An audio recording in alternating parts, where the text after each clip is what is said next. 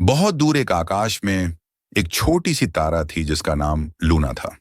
Luna आकाश में सबसे चमकीली तारा नहीं थी और कभी-कभी उसे अकेलापन महसूस होता था।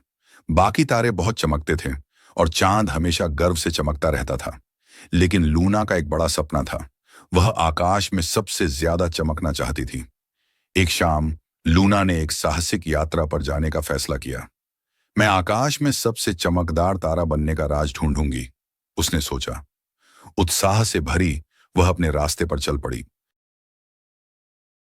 उसने रंग बिरंगे नेबुला के बीच से यात्रा की, दूर दराज ग्रहों को पार किया और रास्ते में कई दोस्ताना अंतरिक्ष जीवों से मिली। लेकिन चाहे उसने कितना भी यात्रा किया, लूना की चमक वैसी की वैसी रही।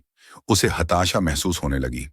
यात्रा करते करते लूना एक पुराने बुद्धिमान धूमकेतु से मिली जिसका नाम कॉस्मो था।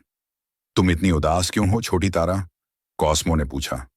मैं ज्यादा चमकना चाहती हूं, लेकिन चाहे मैं जो भी करूं, मैं बस वैसी ही चमक रही हूं, लूना ने जवाब दिया। कॉस्मो मुस्कुराते हुए बोला, लूना, सबसे चमकीली तारे सिर्फ इसलिए नहीं चमकते क्योंकि वे बहुत कोशिश करते हैं। वे इसलिए चमकते हैं क्योंकि वे खुद में विश्वास करते हैं और अपनी रोशनी दूसरों से साझा करते हैं। लूना ने कुछ देर सोचा और फिर महसूस किया कि कॉस्मो सही कह रहा था। उसने अब तक अपनी रोशनी किसी से साझा नहीं की थी। वह खुशी से उन सभी अंतरिक्ष जीवों की मदद करने लगी जिनसे वह रास्ते में मिली।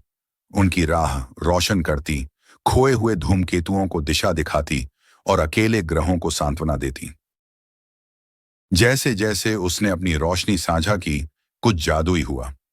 लूना धीरे धीरे और ज्यादा चमकने लगी क्योंकि वह दूसरों को खुशी दे रही थी। जब लूना आकाश में वापस लौटी तो अब वह छोटी सी तारा नहीं रही जो खोई हुई थी। वह अब एक चमकदार तारा बन चुकी थी जो अपनी गर्मी और उजाले से रात को रोशन कर रही थी। उस रात के बाद लूना जान गई कि उसकी असली रोशनी दूसरों की मदद करने और खुद पर विश्वास करने से आती है।